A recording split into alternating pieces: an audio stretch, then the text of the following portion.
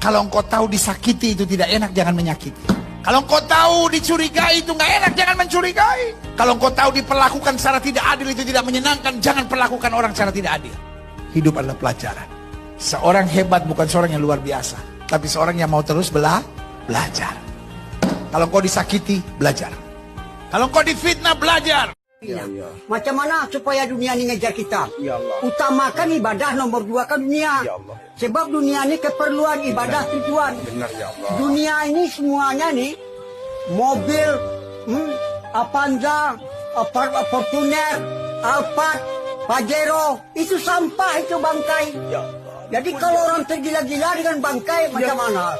Ini sudah tertipu ya Allah. Ya Allah. Jadi dunia ini taubatnya seperti nenek-nenek bersolek. Ya Allah. Dilihat dari jauh alangkah cakapnya. Benar ya Allah. Jadi sekarang sudah menuduh. Ya Allah. Kata orang kaya, orang miskin yang senang. Benar ya Allah. Yang gak banyak keperluan, tapi ya kata orang miskin, orang kaya yang senang. Ya Allah. Orang yang senang itu bukan orang kaya, orang miskin. Orang yang senang itu orang yang taat kepada Allah, orang yang mengamalkan agama. Benar. Baik dia orang kaya maupun orang miskin. Kalau mereka taat, inilah orang yang berhasil di akhirat dan di akhirat.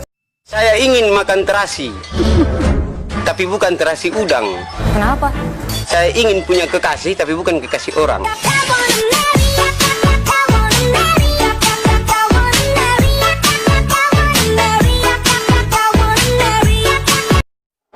Apa sih bedanya teman dengan sahabat? Beda. Teman itu seperti daun, banyak di mana-mana bisa ditemukan. Tapi sahabat itu seperti berlian, jarang dan mahal harganya. Maka saya sering mengatakan, apa bedanya teman, pacar, dan sahabat? Teman itu 1000 orang yang datang saat kamu senang. Jadi kalau lagi punya uang semuanya ngaku teman, betul? Pacar itu siapa? Pacar itu 1 orang yang membuat kamu melupakan 1000 orang. Jadi kalau sudah punya pacar semuanya lupa. Tapi ingat, yang kita cari bukan teman, bukan pacar, tetapi yang kita cari sahabat. Sahabat itu siapa? 1 orang yang tetap bertahan ketika 1001 orang melupakan Anda. Itulah sahabat. Maka mudah-mudahan hari ini kita tidak hanya bersahabat di dunia. Sang fajar dan sayap-sayap burung patah menyaksikan kita berseteru, selalu tak pernah damai. Mungkin cintaku terlalu kuat dan menutupi jiwa.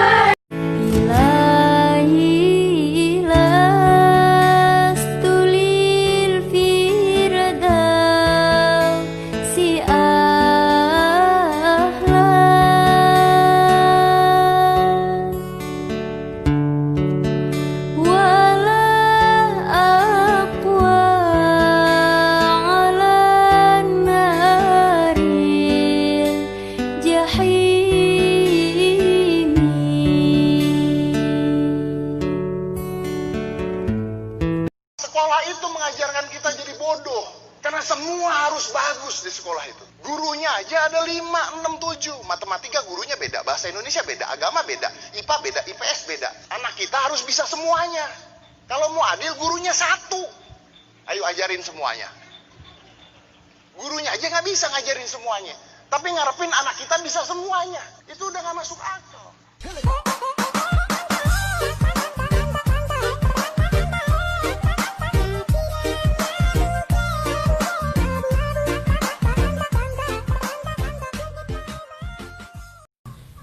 Buat sobat ambiarku yang sering disakiti oleh pasangan kalian atau ditinggal nikah oleh pasangan kalian, ini lagu pas untuk kalian.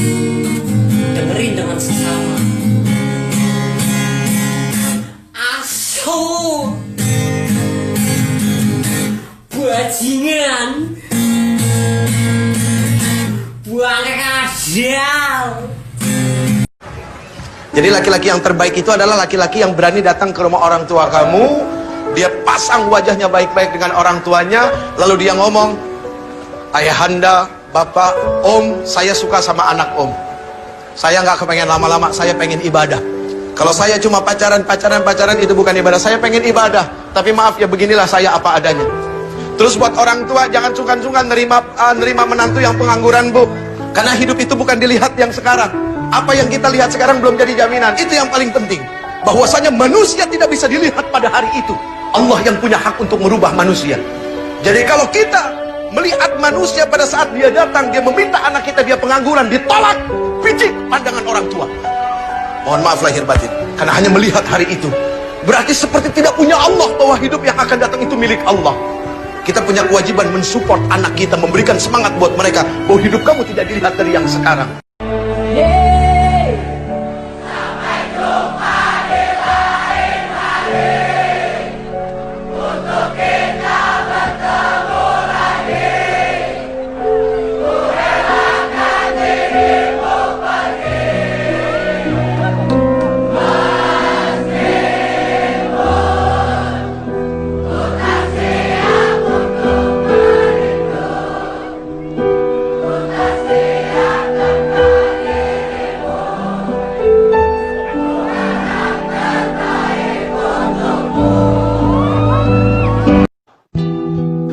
Anak yang soleh itu anak yang tahu kalau dia seorang laki-laki nanti, secantik apapun istrinya, selucu apapun anak-anaknya, sebanyak apapun harta yang dia miliki, sehebat apapun dia di mata anak buahnya, demi Allah, orang tua tidak pernah menjadi nomor 2 dalam hidup.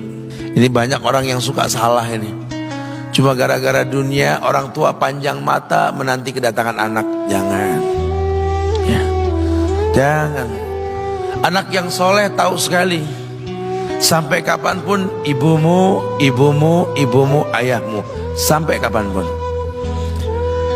Dunia nggak membuat dia lupa ada berkah keramat dunia hidup di atas muka bumi ini. Dia nggak repot datang ke makam-makam para wali. Orang tua nomor 1 yang dia temui. Ini orang hebat. Ini banyak di antara kita, makam-makam didatengin, di mana saja didatengin, ngalap berkah. Orang tua panjang mata, berlinang air mata menanti, mana anakku? Mana pohon yang pernah kutanam? Mana pohon yang pernah kurawat? Kudengar dia sudah mulai berbuah, ingin kurasakan buahnya. Berani mengeluarkan dana jutaan untuk hal-hal yang gak disyariatkan. Ini orang tua panjang mata. Rela nggak rela, orang tua kita akan mendengar dan melihat. Ma, aku pengen nikah, aku pengen berkeluarga, Ma. Ya orang tua ya seneng lah. Cuma kalau inget metik buahnya belum terasa, ya ada perasaan kayak gimana gitu loh. Karena dia tahu setelah ini dia akan menikah. Bahwa anak orang ada kehidupan yang berbeda yang bakal dia rasa. Orang tua makin hari makin rentan, bukan makin seger. Yang perempuan dibawa orang, ya Allah. Baru kemarin perasaan mainin poni ini anak perempuan kita, betul. Baru kemarin mainin kepangan rambutnya, ya Allah. Ya Allah, baru kemarin perasaan saya titah dia, titah, ya Allah. Belajar jalan, bisa berlari bawa sesuatu, coret-coret tembok, aduh Masya Allah. Sekarang udah gede, dibawa orang, ya Allah, Masya Allah. Yang laki dekat sama mamahnya. Baru kemarin tangan mungilnya kita tuntun, kalau kelepas dia nangis, betul? Sekarang tangannya keker besar, tangan ibunya keriput, betul? Mau nangkep tangan anak pun sudah mulai susah. Membawa anak orang datang dengan gagah, cium tangan, cipika-cipiki, udah. Ma, kita jalan dulu, Ma ya. Udah Mama, udah. Digandeng tangan kekasihnya, dirangkul pundaknya. Ini anak laki ndak tahu ibunya kayak diiris-iris jantungnya. Dia lihat tangannya yang keriput, ya Allah. Udah berapa lama tangan ini nggak dibawa sama anak ini? Udah berapa lama tangan ini nggak digandeng sama anak saya? Kita merasa bangga akur merangkul istri kita, ibu kita ngelihat pundaknya. Udah berapa lama pundak ini nggak dirangkul seperti itu ya Allah? Dulu aku berdandan secantik-cantiknya, aku dandankan anaknya, aku bawa di hadapan kawan-kawanku bangga. Lihat anakku. Tapi dia tidak pernah berdandan rapi membawa aku ke hadapan teman-temannya. Lihatlah ibuku. Ibunya sudah kebayang, ya Allah, ini anak bakal minta nikah sebentar lagi. Yang wajar kalau orang nanam pohon pengen metik buah, wajar. Ini buah belum terasa, pohon sudah mau dibawa. Kebayang tidak? Ya Allah. Mulai dia kebayang.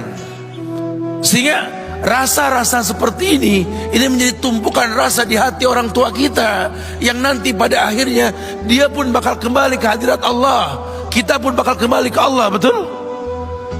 Sementara yang namanya kemuliaan datang dengan cara sabab yang benar. Ridallah fi ridal walidain wa sukhtullah fi sukhtil walidain. Ridanya Allah ada di ridho orang tua, murkanya pun sama. Karena semua ibadah yang dia lakukan berujung pada surga. Dan yang paling gampang ketika dia mau menaklukkan dunia, demi Allah, berkah orang tua dulu yang dia ambil.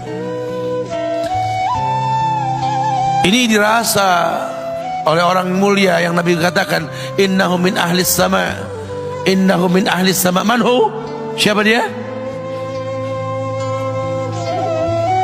Sahabat manusia yang pernah hidup zaman sahabat tapi nggak ketemu Rasul, yang bernama Uwais Al-Qarni, pemuda miskin pengembala kambing di negeri Yaman, padang tandus yang dia tinggal di situ, yang dia kesampingkan hidupnya untuk ibunya, untuk ibunya. Tidaklah terucap kalimat satu yang ingin ibunya pengen, kecuali Uwais pasti akan melakukannya, apapun, dan ibunya cacat. Apa kata Uwais? Tidak akan pernah terlontar kata dari mulut ibuku kecuali kan kulakukan yang dia inginkan. Masya Allah. Ibunya cacat dan dia menomorduakan diri, yang penting orang tuanya dulu. Hingga satu waktu ibunya berkata, wahai Uwais, ibu sudah tua. Andai kematian mendatangi ibu, ada beberapa keinginan yang ibu pengen merasakan keinginan tersebut. Mungkin enggak ya? Apa Bu? Katakan. Ibu pengen haji. Bengong Uwais, ya Allah Bu, ini Yaman, Hadramaut, yang sekarang saja pesawat itu bisa 3 jam menuju Saudi itu, 2 jam lebih lah menuju Saudi. Ini lebih jauh lagi, kebayang berapa ratus kilo, berapa ribu kilo, nggak tahu. Ya baiklah ibu, kata Uwais, aku tidak pernah menolak permintaan ibuku, tapi kali ini aku tidak bisa menjawab karena mikir gimana caranya ini.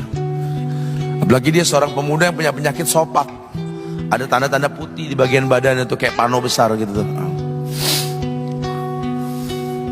Udahlah, terserah gimana nantilah.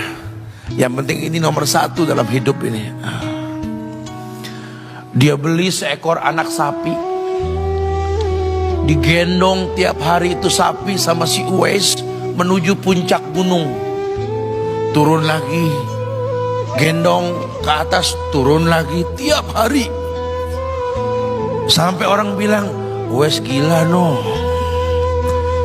orang sapi dipiara dia digendong tiap hari naik gunung yang tinggi. Sampai nggak berasa, dikatakan 8 bulan dia lakukan itu, sehingga terbentuklah fisiknya yang bagus karena olahraga tiap hari bawa itu sapi. Dan sapi itu makin berat, dalam hikayat dikatakan sampai di atas 100 kilo itu sapi. Kemudian dia tetap gendong ke atas dan dia yakin, bismillah, saya yakin. Sampailah bulan haji, ibu naik ke pundakku, digendong ibunya dari negeri Yaman. Subhanallah, gak ada yang gak mungkin. Lihat, dibawa ibunya ke Mekah, bertawaf di Ka'bah, dunia menyaksikan. Bahkan hikayat mengatakan dia sempat bertanya kepada sahabat Abdullah bin Umar, aku telah menggendong ibuku dari negeri Yaman menuju Makkah, bertawaf di Ka'bah ini. Sudahkah aku membayar jasa ibuku? Apa kata sahabat Abdullah bin Umar? Bahkan satu hentakan napas pun ketika melahirkanmu belum terbayar. Bahkan satu hentakan napas pun ketika melahirkanmu belum terbayar. Dia selesaikan tawafnya. Dia selesaikan tawafnya. Selesai tawaf, dibawa ibunya ke makom Ibrahim untuk sholat 2 rakaat. Selesai sholat, dia angkat tangan, dia berdoa kepada Allah, ya Allah, ampunkanlah ibuku ya Allah, ampunkan ibuku ya Allah, masukkanlah dia ke sorgamu ya Allah, masukkan dia ke sorgamu ya Allah. Ibunya berbisik, Uwais, sudahlah, mintalah pada Tuhanmu ampunan untuk dirimu dan sorga untukmu. Wallahi wahai ibu, Allah ampunkan kamu, Allah masukkan kamu ke sorga, cukup untukku, ridhomu yang kubutuhkan wahai ibu.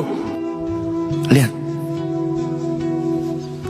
manusia saleh, hasil doa Rabbi habli minas salihin. Lihat, makanya ketika Nabi mengatakan innahu min ahli sama, ini manusia penghuni langit. Umar, Ali, temui Uwais.